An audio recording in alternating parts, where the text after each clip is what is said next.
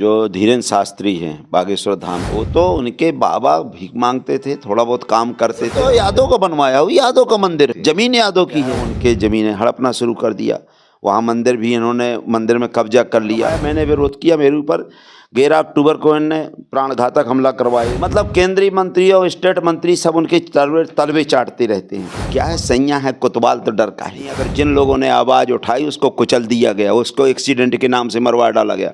मुझे स्वयं कहा गया था कि एक्सीडेंट करवा दो आरडी प्रजापति, मैं स्वयं बच के रहता हूँ। वो तो कह रहा है हम कैंसर अस्पताल बनवा रहे हैं। नहीं तो मूर्ख है, क्यों बनवा रहा है जब फूंक मारने से कैंसर ठीक करता है।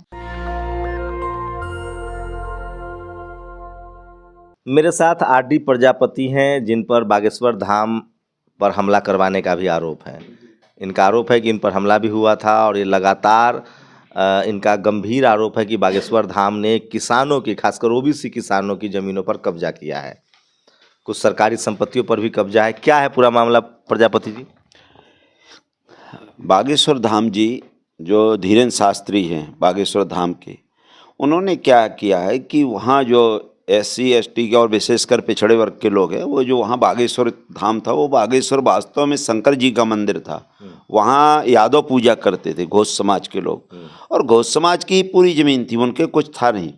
वो तो उनके बाबा भीख मांगते थे, थोड़ा बहुत काम करते थे, और वो जो सन्यासी मंदिर में पूजा करवाते थे। हाँ, नहीं कुछ नहीं थे, वो था ही। मंदिर कौन बनवाया था जो पहले शंकर? तो यादव का बनवाया हुआ, यादव का मंदिर है। जमीन किसकी थी? जमीन यादव की है। अच्छा, सब चीज यादव। यादव की जमीन, यादव की मंदिर थी। फिर क्या हुआ? क्या हुआ कि इन्होंने ये तिरपाल ठा के रखते थे, मतलब ये पन्नी जो होता है, वहाँ इनके पास मकान नहीं, एक शासकीय धर्मशाला में रहते थे।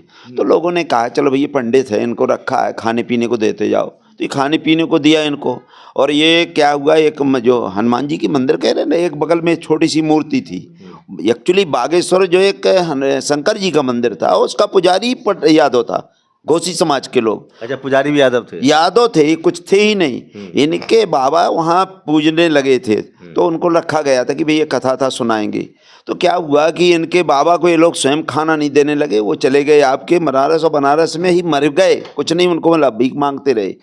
और इन लोगों ने फिर क्या किया, गाँव वालों ने चलो इनकी कथा सुनवाने के लिए मतलब एक कथा रखा दिया कि चलो यज्ञ करवा देते हैं। यज्ञ जब करवाया तो इन लोगों ने क्या है, उनके ज़मीनें हड़पना शुरू कर दिया। वहाँ मंदिर भी इन्होंने मंदिर में कब्जा कर लिया। शमशान घाट थे गरीबों के, आज शमशान घाट जो है पूरे गांव के लोग दूसरी जगह खेतों में जलाते हैं मुर्दे को। और आपके जो तालाब था, शासकीय तालाब चंदेलकालीन, उसमें भी कब्जा कर लिया। जैसे ST के लोग, जो चूँकि हमारे यहाँ गांव में पानी नहीं भरने दिया जाता है, तो उनका एक तालाब था, कुआं था, कुआं में भी इन लोगों ने कब्जा करके हटा दिया। वहाँ जितनी भी ज़मीनें रात को इन्हें हड़पा शुरू कर दिया। मैंने इसका विरोध किया, मैंने कहा ये गलत चीज़ें हैं। और इन्होंने क्या किया, भूत पुंगड़ा के नाम से माँ बहनें, जो हमारी सबसे बड़ी अर्धनंगन, जो मनुस्मृति में जैसे कहा करते थे ना कि अपने स्तन ढक के कोई महिला नहीं चलेगी, उसी तरह इन्होंने किया। और मारो और मारो, दुनिया भर की मारते हैं महिलाओं को, मतलब झूठा कह करके सेनापति मारो, सेनापति मारो, मतलब एक इस तरह का भाव बना करके।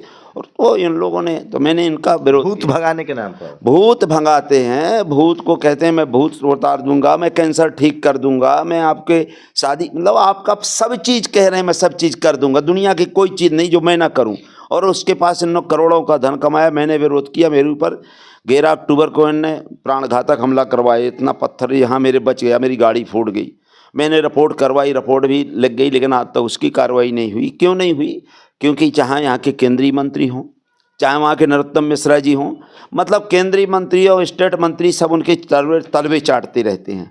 और तलवे क्यों चाटते हैं कि आज वो सबसे ज़्यादा पैसे वाला हो गया साहब। कितने ज़मीनों पर कब्जा होगा आज उसका? अभी तो उनने, मैं बता रहा हूँ, मैं आपको खसरा नंबर बताता हूँ। खसरा नंबर 483, 482, 428, 485/1, मतलब इस तरह के तालाब में, मरघट में, जो मरघट जहाँ मरते आदमी जलाते हैं, तमाम उन्होंने पूरा कब्जा कर लिया है। और शासकीय बिल्डिंग में अपना दरबार लगाते हैं, जो गवर्नमेंट का बनाया हुआ है। और जो शासकीय बिल्डिंग एक थी समाज भवन, उसको तोड़वा के 3 मंजिला मकान बनवाए। मेरे पास सब रिकॉर्ड है। और वहाँ कोई, एक बार हमने जांच करवाने के लिए मतलब वहाँ न्यायालय का स्टे है कि आप अतिक्रमण नहीं करें, न्यायालय, मतलब यहाँ पे सिविल न्यायालय का स्टे है, लेकिन बताइए, एक मामूली सा कर्मकांडी जो है वो कोर्ट को धत्ता बताया था। आप कल्पना कीजिए आज के डेट में क्या मतलब सिस्टम कैसे काम कर रहा है।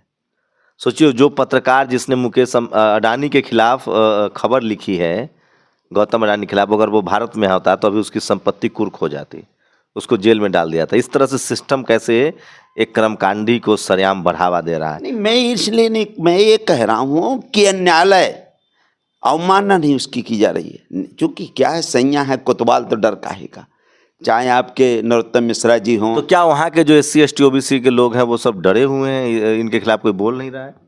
अगर मैं ना बोलता तो एक आदमी आवाज़ उठाने वाला नहीं। अगर जिन लोगों ने आवाज़ उठाई उसको कुचल दिया गया, उसको एक्सीडेंट के नाम से मरवा डाला गया। मुझे स्वयं कहा गया था कि एक्सीडेंट करवा दो RD प्रजापति, मैं स्वयं बच के रहता हूँ, नहीं तो मेरा भी मर्डर करने को तय। मैं तो जिस दिन मेरे पत्थर बच गया तो मैं तो उस दिन सोच लिया कि मैं भूत हूँ, मर गया हूँ। मैं तो उसको कह दिया आज से मैं भूत हूँ। अरे भूत हूँ, मुझे उतार दो ना, जैसे एक्सपायरी डेट की गोली होती है। आप कभी मिले धीरेन्द्र साहब? मैं कभी ऐसे पाखंडियों से मैं मिलने जाऊंगा जो पाखंड फैलाकर इस देश को लूट रहा, बर्बाद कर रहा, क्षेत्र की जनता को लुटाई कर रहा। अगर इसमें शक्ति है तो मेरे बुंदेलखंड में सबसे ज़्यादा हीरा होता है। यहाँ एक हीरा की खदान है बक्सवाहा में, जो भारत का पूरे सबसे बड़ा हीरा निकलने वाला है। भाई एक फूंक मार दो ना यार, अंतर्यामी हो, तो अरबों खरबों का हीरा हो जाए कि हम पूरे विश्व को खरीद सकते हैं, पूरे विश्व को। जो आपके मोदी जी ले कटोरा घूमते हैं देश भरी में, निर्माता कौन, सीतारमण परमेश्वरी जो भी हों, सीतारमण जी वो कहती हैं डॉलर नहीं बढ़ रहा है, गिर रहा नहीं है, रुपया नहीं गिरा है। तो ये लोग कटोरा मांगने की ज़रूरत नहीं है। और मैं तो एक आपके चैनल के माध्यम से एक निवेदन करना चाहता हूँ, जब ये आदमी सब चीज़ जानता है तो एक दिल्ली में इसका एक कार्यालय बनाना चाहिए, क्योंकि हजारों के लाखों लोग हमारे सेना के लोग मर गए, कैंसर से, TB से, कोरोना से। तो ये आदमी जब एक फूंक मार देगा तो सब बन जाएंगे। और ये क्यों ठंड में इतने कड़कते धूप में आज की सेना मर रही है, जब ये सब जानता है कितनी टाइम मिसाइल दागना है, कौन कोई निजी दुश्मनी तो नहीं? आप भी विधायक रहे हैं। मेरी कोई दुश्मनी नहीं है। मैं चूंकि SC ST OBC दलित समाज का जिंदगी भर काम किया, मैं मानवर काशीराम जी का सिपाही रहा हूँ। मैंने पूरी जिंदगी भी DS4 से काम कर रहा हूँ 1982 से, और मैं गरीब तबके के लिए मैंने उनका विरोधी नहीं हूँ। लेकिन मैं ये कह रहा हूँ मैं बाबा के चरणों में चरण स्पर्श करूँ, लेकिन अगर वास्तव में उसकी शक्ति है तो फिर मेडिकल कॉलेज नहीं बनना चाहिए। मेडिकल ये आपके जो तो कह रहा है हम कैंसर अस्पताल बनवा रहे हैं। नहीं तो मूर्ख है, क्यों बना रहा है जब फूंक मारने से कैंसर ठीक करता है। और यहाँ के जो मंत्री संतरी हैं इसको ये समाप्त कर देना चाहिए। जो बागेश्वर सरकार है और सरकार उसके केंद्र सरकार उसके चरणों में ठुक रही है। अच्छा, वो खुद को सरकार कहते हैं, खुद सरकार, पैरेलल सरकार। बागेश्वर सरकार ही, बागेश्वर सरकार है, और सरकार जितने भर मंत्री हैं, अगर सरकार न होती तो मंत्री क्यों चरणामृत लेते।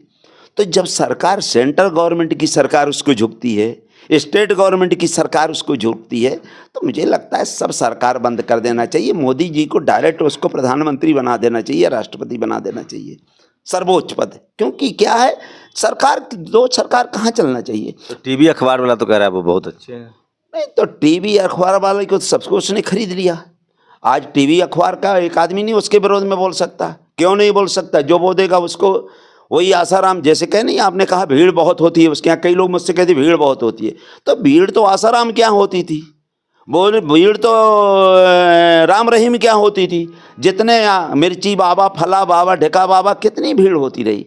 एक दिन इनकी अगर जांच हो जाए, आप ये मानिए, कह रहे काला धन लाएंगे। मोदी जी ने कहा 5 बाबाओं की जो संपत्ति है, जो बुंदेलखंड के 5 बाबा हैं मध्य प्रदेश के, 1,55,000 करोड़, जो मैं आपको मीडिया, सोशल मीडिया के माध्यम से मैंने इकट्ठा की है। तो सोचिए, जहाँ जहाँ बाबा साहब के विचार, अम्बेडकरवाद नहीं पहुँचा है, वहाँ वहाँ पाखंड किस तरह से हावी है। और इसके सबसे ज़्यादा शिकार जो हैं वो किसान जातियाँ और SC ST OBC के लोग हैं। प्रजापति जी पूर्व विधायक हैं और समाज सेवक भी हैं, और लगातार इसी तरह के पाखंड के खिलाफ वो लड़ रहे हैं।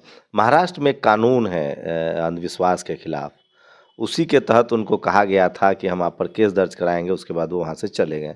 खैर वहाँ भी BJP सरकार है।